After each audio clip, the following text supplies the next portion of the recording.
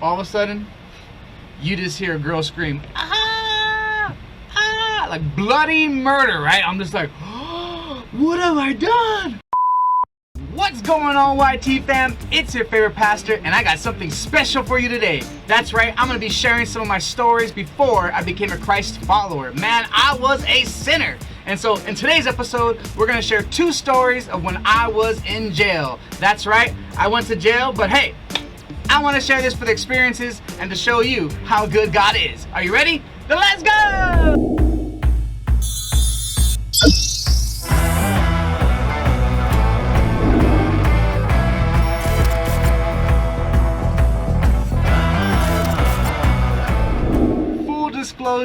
Full disclosure, I have repented of these things, and so I don't feel bad sharing them. They're part of my past life, but it's just to show how good God is in saving me from that. So, the 2 times I went to jail, here we go. Story number 1.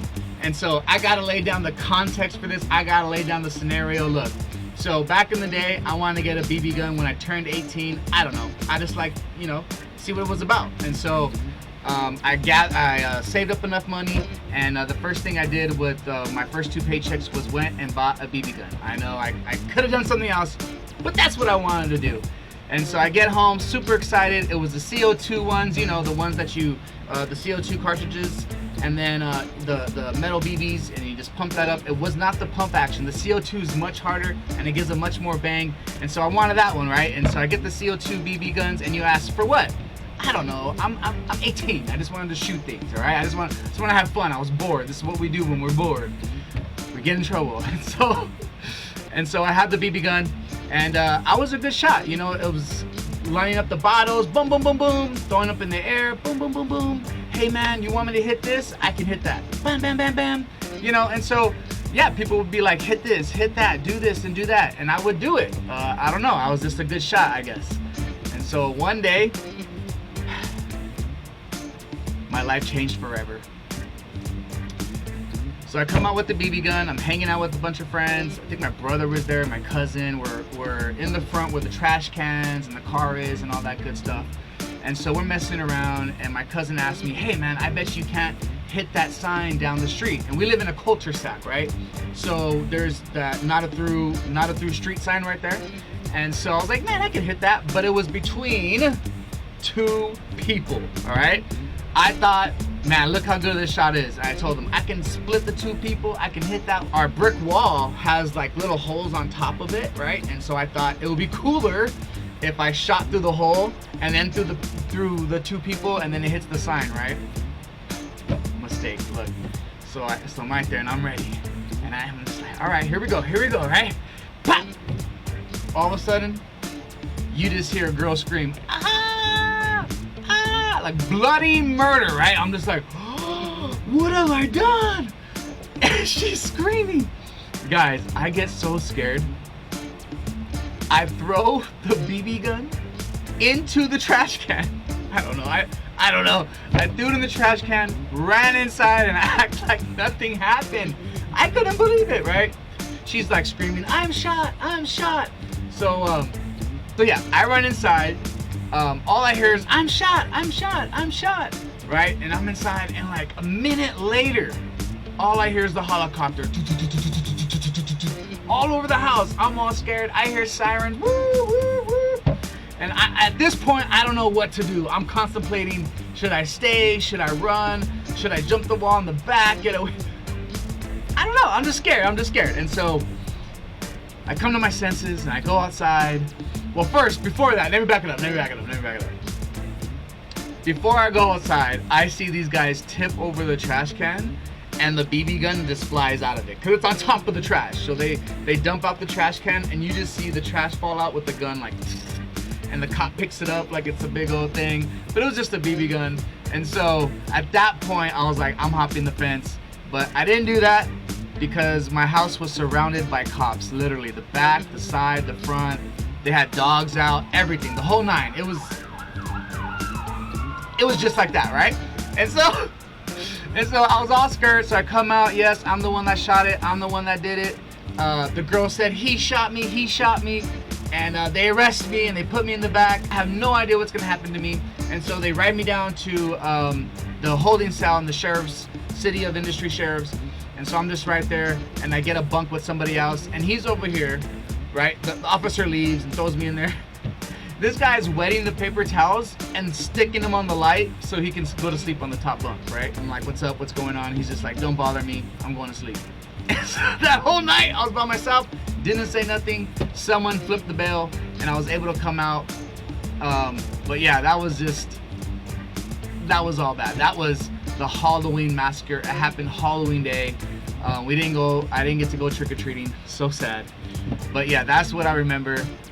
The moral of the story is, don't do that. Okay, don't do that. Guns are not to play around with. BB guns are not to play around with. They're for protection, safety, and hunting and all that good stuff. Yeah, not at shooting signs and things like that. So that was the first story I went to jail. This second story is much worse than the first story. Why? Because I actually went to Twin Towers. As you know, Twin Towers is the is the county jail up in there in Los Angeles. And so yes, I spent some time in there. So here we go. Here's the full picture of what happened, right? It was Sunday. I know this because Sunday football was on, and it was Giants versus the 49ers. And so that's what was happening. And so we're enjoying the game or whatever. And so I usually play with a football or have a football in my hand when I'm watching the game. And I had this little mini football that I got from a claw machine, okay? So I go in my room, and I wanted to go look for it and go get it. Out my window, what do I see? I see my stepdad, okay? Well, back up. The night before, you know, we're kids. We're not kids, but we're like 18, 19. I mean, we're still kids. We have that kid mentality. We were shooting cans and stuff with pump guns and BB guns, and yeah, I didn't learn my lesson the first time. Yes, I get it, guys. Okay, so that's what we were doing. And so I guess my stepdad got upset with that. So the next morning, he was about ready to head out to his mom's house. He had my brother and sister in the car, things like that. And so I saw him go into my brother's room, and he reached in through the window and he got the pellet gun that we were shooting that night.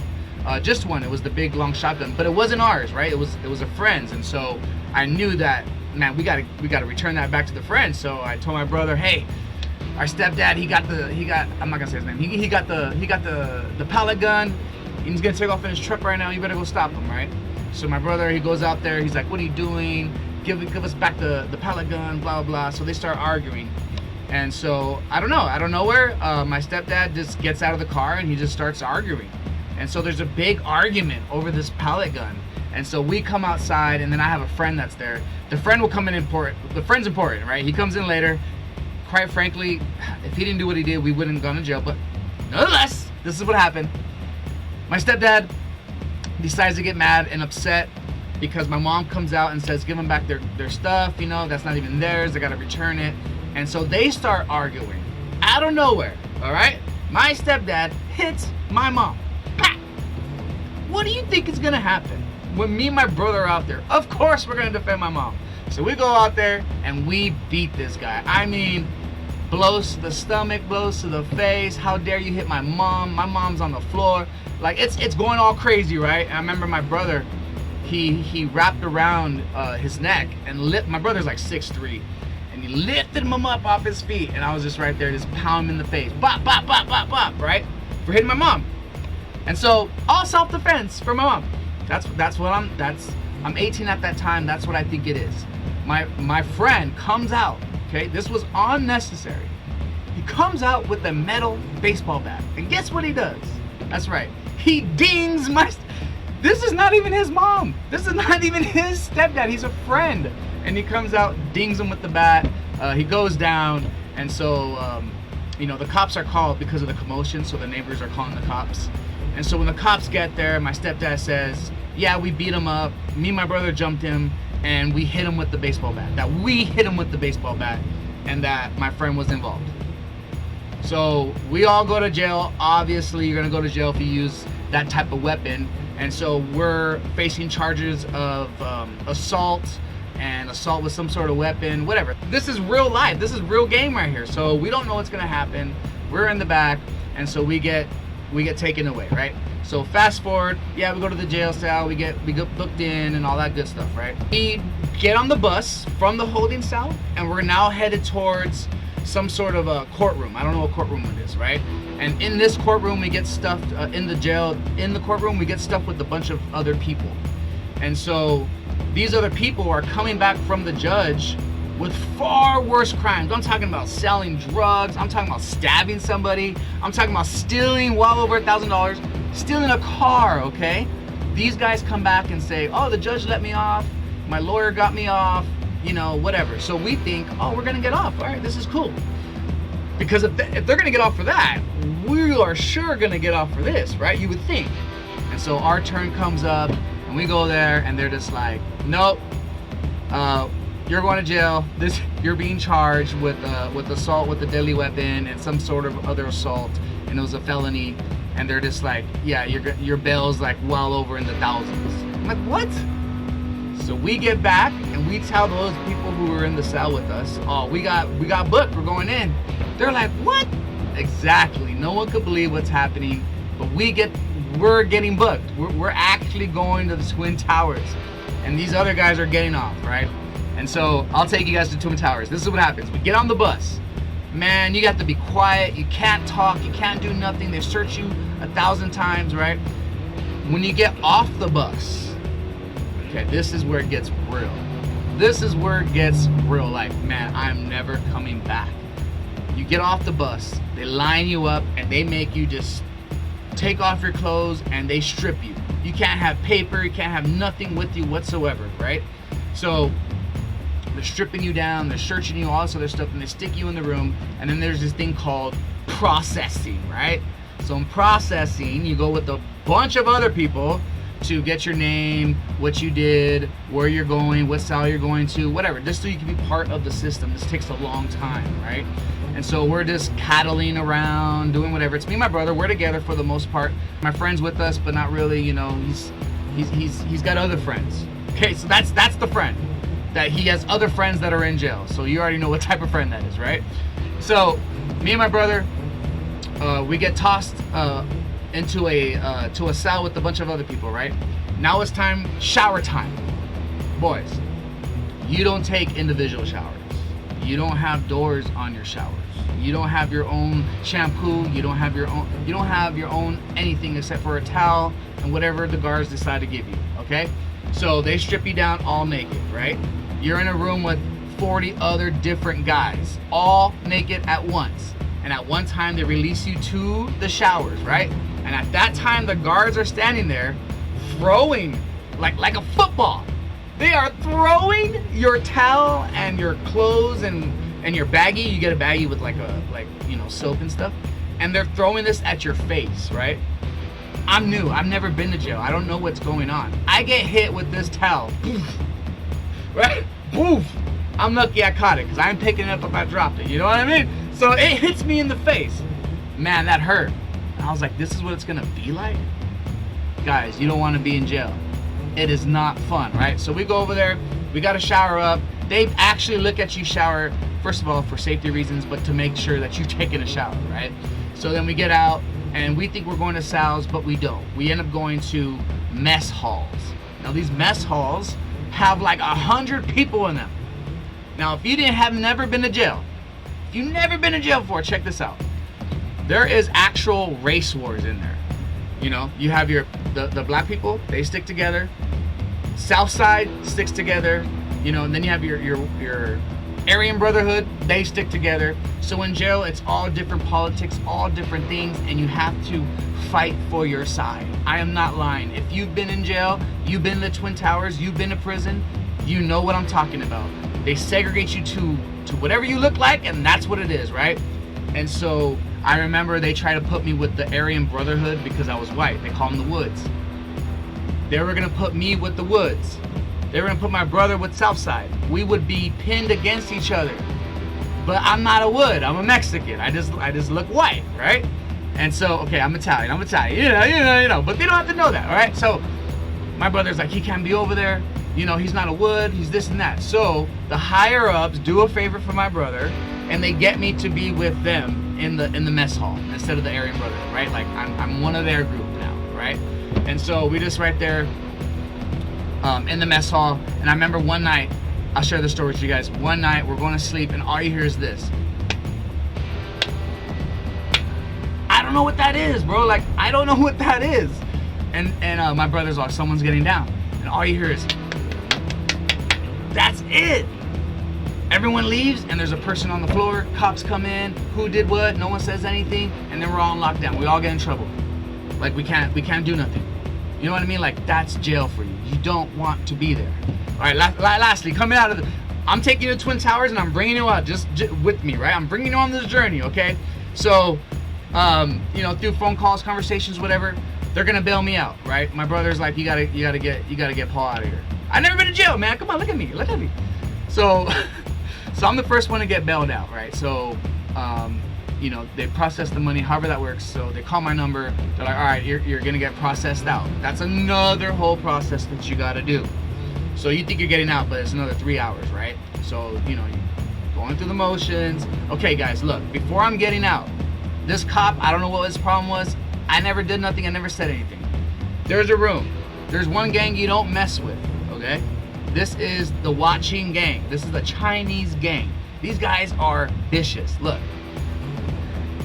On my way out, they stick me, it's called an out cell. This is where you wait until your work is finished processing and then you can escape, you can leave, right? They stick me in a room full of the Watching gang members, okay?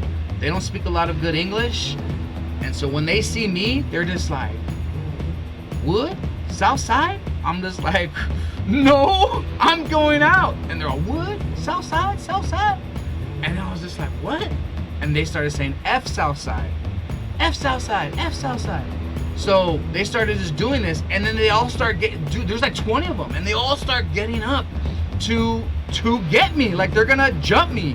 F Southside, F Southside. And they just start talking Chinese. I don't know what they're saying. I'm so scared, bro. I don't know what's happening.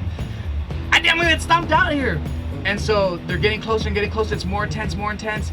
The Southsiders, okay, so there's another holding cell across the way, downwards. And so they're banging on their doors, trying to notify that I'm about to get stomped, right? I don't know what's gonna happen. But these guys are like, guard! And they're banging on the door. I can hear them banging on the door, right? And all of a sudden this cop comes in and says, oh, put you in the wrong cell. He gets me, puts me out, and then puts me with the rest of the Southsiders. I'm like, what? This cop put me in the wrong cell. Boy, that was it. I promised myself I'm never going back. That was a journey right there, right? It was a life-changing moment, man. And so that, you seen those Scared Straight shows? The Scared Straight for teens? This was Scared Straight for adults. I was scared straight, never went back, changed my ways. I was like, bro, none of this is worth going to jail. Forget it. I'll be a good kid, won't do anything else. That taught me a lesson. All right, guys, look, jail's not good. You don't want to go there. You want to be a free person, a free man. You want to do your thing, be with your family, things like that. Jail is not a place to be. But hey, I'm forgiven. The Lord Jesus Christ is good, and so that's why I can share these experiences with you to show you that the Lord has even saved a sinner like myself. All right, guys? All right, YT fam, that was the end of the two story times. I hope you guys liked it. I hope you guys enjoyed it. But it was mainly to share my experiences and to show you where I was and where I am now in the Lord Jesus Christ. All right, YT fam, make sure you like, share, subscribe, hit that notification bell because I got some new videos coming out. And if you like this story time, make sure you leave a comment and I'll bring you some more. And as always, one life in Christ. Peace.